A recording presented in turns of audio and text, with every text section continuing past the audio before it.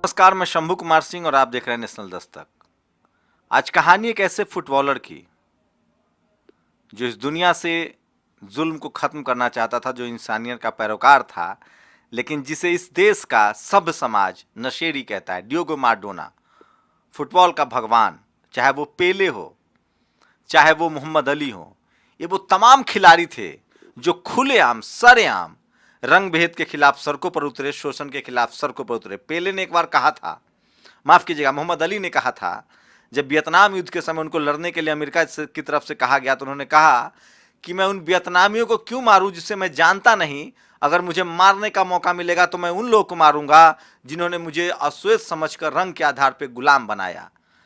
पेले, उन्होंने पूरी जिंदगी अपनी सारी कमाई अश्वेत बच्चों के लिए, तालीम के लिए, स्कूल कॉलेज के लिए दे दिया। एक अभी अफ्रीकन फुटबॉलर हैं, करोड़ों रुपए कमाते हैं। उनसे जब पूछा जाता है कि आप करोड़ों अरबों कमाते हैं लेकिन आपके हाथ में टूटा मोबाइल है, आप फटा जूता पहने रहते हैं, आप बड़े आलीशान घर में कमाते, वो ये विराट कोहली, सचिन तेंदुलकर से 10 गुना ज़्यादा कमाने वाला फुटबॉलर, वो कहता है कि आपको नहीं पता है, मैं जिस समाज की लड़ाई, जिस समाज में मैं पैदा हुआ हूँ, उस समाज के करोड़ों बच्चों के पैर में जूते नहीं है, मुझे उनकी लड़ाई लड़नी है, मुझे उनके लिए फुटबॉल मैदान बनाना है, स्कूल बनाना है। ओफ्रा विनफ्रे, जो कि अश्वेत महिला एंकर हैं, वो अपनी कमाई का 90% दान कर देती हैं कि उस देश में अश्वेत महिलाएं टेलीविज़न में न्यूज एंकर बन सके। तो ऐसी तमाम कहानियां हैं। आज डियोगो माराडोना हमारे बीच नहीं रहे, 26 आज उनका निधन हो गया। मैं उनके बारे में कुछ कहानियां बताना चाहता हूं। वो थे माराडोना। फिदेल कास्त्रो को वो अपना भगवान मानते थे, चे गुवेरा को वो अपना भगवान मानते थे। लैटिन अमेरिकी थे, अर्जेंटीना के थे माराडोना, लैटिन अमेरिकी थे, और वो चाहते थे कि दुनिया पर अमेरिका का कब्जा न हो, गोरों का कब्जा न हो। क्या आप कल्पना कर सकते हैं कि भारत का कोई खिलाड़ी, कोई फिल्मकार इस तरह की भाषा बोल सकता है जो शैम्पू तेल बेचते हैं? भारत के खिलाड़ियों में किस तरह का जातिवाद भरा हुआ, आप समझ सकते हैं कि विनोद कांबली के साथ क्या हुआ जाति की वजह से, क्योंकि वो शेड्यूल कास्ट थे।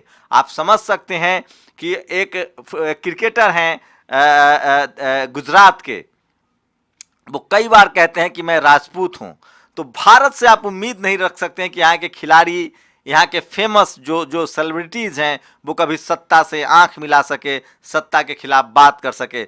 सोचिए, दुनिया के किसी देश में आज जिस तरह से किसानों को रोका गया है, आपको क्या लगता है?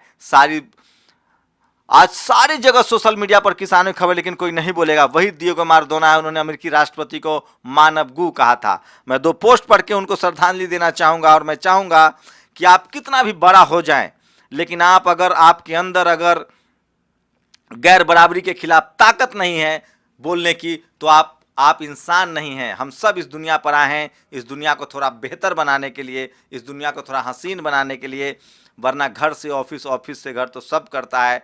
ये शांति की ज़िंदगी जिसको आप कहते हैं, दरअसल वो जहालत होता है, जलालत होता है। अब पास की जो कविता है कि सबसे बुरा है इंसान के सपनों का मर जाना। आप घर से ऑफिस, ऑफिस से घर, दुनिया ने इस, और ख़ासकर भारत की बात करेंगे तो कितना कर्मकांड है यहाँ, किस तरह की नीतियाँ बनाई गई हैं यहाँ, किस तरह के आदमी चोरी करता है, आदमी लूट करता है, आदमी सारा बुरा काम करता है, उसे बहुत बढ़िया माना जाता है, लेकिन जो इश्क करता है उसको लब जिहाद माना जाता है, जो अपने जीवन के फैसले लेता है उसको ये समाज दरकिनार करता है।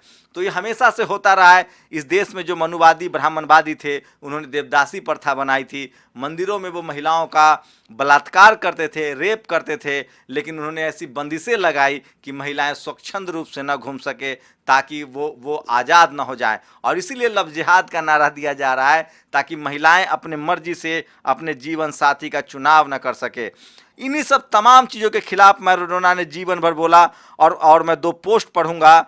फुटबॉल जगत के भगवान माने जाने वाला अर्जेंटीना के फुटबॉलर माराडोना, क्यूबा के राष्ट्रपति फिदेल कास्त्रो अपना पिता की तरह मानते थे, वे क्रांतिकारी चे गुवेरा को अपना भगवान मानते थे। माराडोना 25 नवंबर 2016 को फिदेल कास्त्रो के अंतिम संस्कार में क्यूबा भी गए थे। सोचिए, उनका भी निधन 25 नवंबर को हुआ, माराडोना का भी 25 नवंबर को हुआ। एक दिन लेट वीडियो डल रहा है, लेकिन मैं फिर कह रहा हूँ किस तरह से उन्होंने, माराडोना ने कहा, अमेरिका की बात मुझे जरा भी पसंद नहीं है कि वह दुनिया पर अपनी दादागिरी चलाने के लिए बहुत मेहनत करता है। तो ऐसे थे डियोगो माराडोना। क्या आप उम्मीद कर सकते हैं कि भारत में कोई भी सेलिब्रिटी, कोई भी क्रिकेटर, कोई भी स्टार किसी भी तरह के भेदभाव के खिलाफ बोलने की हैसियत रखता है? बिल्कुल नहीं। वो जातिवाद और रंग भेद के आधार पे इसी तरह का लोगों को शोषण करता है। तो ऐसे थे डिएगो माराडोना, जिन्होंने हमेशा से गैर बराबरी के खिलाफ आवाज़ उठाई और इसीलिए लोग उनको नशेरी कहते हैं। वो तमाम लोग जो रंग के आधार पर शोषण करते थे वो उनको नशेरी कहते हैं। दुनिया को उनके बारे में जानने नहीं दिया गया। मैं नेशनल दस्तक की तरफ से उनको ट्रिब्यूट करता हूँ, उनको श्रद्धांजलि देता हूँ। और मैं फिर कह रहा हूँ, चाहे वो मोहम्मद अली हों, चाहे वो पेले हों, चाहे डिएगो माराडोना हो, काश भारत के स्टार, काश भारत के सेलिब्रिटी अपनी जाति, अपनी मजहब को छोड़ पाते। यहाँ इरफान पठान को भी कहना पड़ता है कि मुझे मुस्लिम होने की वजह से घर नहीं मिला। यहाँ विनोद कांबली का करियर बर्बाद हो जाता है। यहाँ आज भी जो क्रिकेट कंट्रोल बोर्ड है उसको लोग बीसीसीआई, ब्राह्मण क्रिकेट कंट्रोल बोर्ड कहते हैं।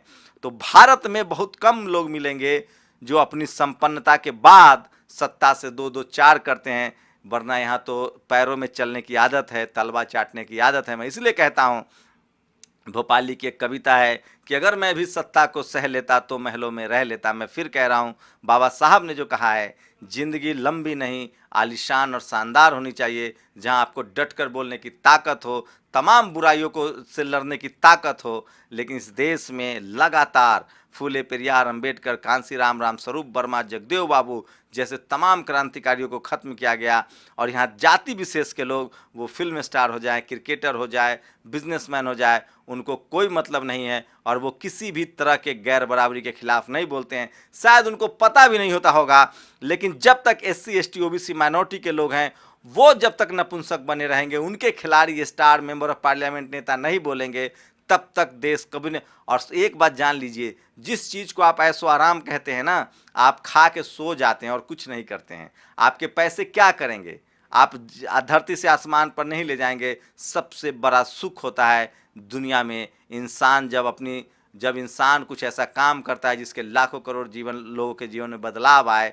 जब आप किसी ताकतवर के सामने चौड़ा होकर खड़ा हो जाते हैं, जब किसी ताकतवर सत्ता के सामने आप उसकी गलतियों को बताते हैं, और जब आप किसी मजलूम, गरीब, असहाय के लिए लाठी का काम करते हैं, उनका सहारा बनते हैं, वो सुख सबसे बड़ा सुख होता है। और डिएगो माराडोना ने ज़िंदगी भर तमाम दुनिया के देशों को ये कहा कि मैं हमेशा से शोषित और वंचितों के खिलाफ हूँ, और उन्होंने हमेशा से अमेरिका की अमेरिका की जो तानाशाही थी उसके खिलाफ बात की।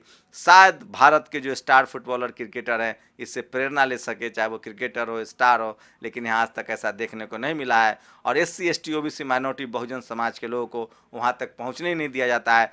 लेकिन जो भी SC ST OBC माइनॉरिटी के लोग हैं, अगर वो पहुँच भी जाते हैं इक्का दुक्का, तो वो शर्मसार करने वाला होता है। उनका डर इतना हावी होता है, चाहे वो जज हों, ब्यूरोक्रेट्स हो, अधिकारी हों, ऑफिसर हों, पता नहीं किस बात का डर है उनको। जब तक आप डरते रहेंगे, आप आज कलेक्टर बन गए हैं, आपकी आने वाली पीढ़ियां नहीं बनेंगी। इसलिए राजेंद्र प्रसाद सिंह कहते हैं कि भारत में बहुजनों के लिए नौकरी कर लेना आसान है, सम्मान से नौकरी पूरा करना बहुत मुश्किल है। अपने अपने दिलों में झांक कर देखिए कि आप सरकारी अधिकारी हैं, कलेक्टर हैं, DM हैं, SP हैं, मंत्री हैं, राष्ट्रपति हैं, क्या आप सम्मान से अपने अधिकार का उपयोग कर रहे हैं? और नहीं कर रहे हैं तो इस लानत की ज़िंदगी छोड़िए और बाबा साहब के विचारों पर आगे चलिए। ज़िंदगी लंबी नहीं, शानदार होनी चाहिए। मैं बार बार कहता हूँ कि मुझे जलालत की ज़िंदगी नहीं, इज्जत की मौत चाहिए। और डिएगो माराडोना यही कहते थे। वो सही वो पूरी दुनिया में याद किए जाएंगे। आप लोग अपनी प्रतिक्रिया जरूर दीजिए। शुक्रिया। नेशनल दस्तक की आपसे गुजारिश है कि अगर इसको बचाना चाहते हैं तो नेशनल दस्तक को सब्सक्राइब करने के लिए रेड कलर के सब्सक्राइब बटन को दबाएं,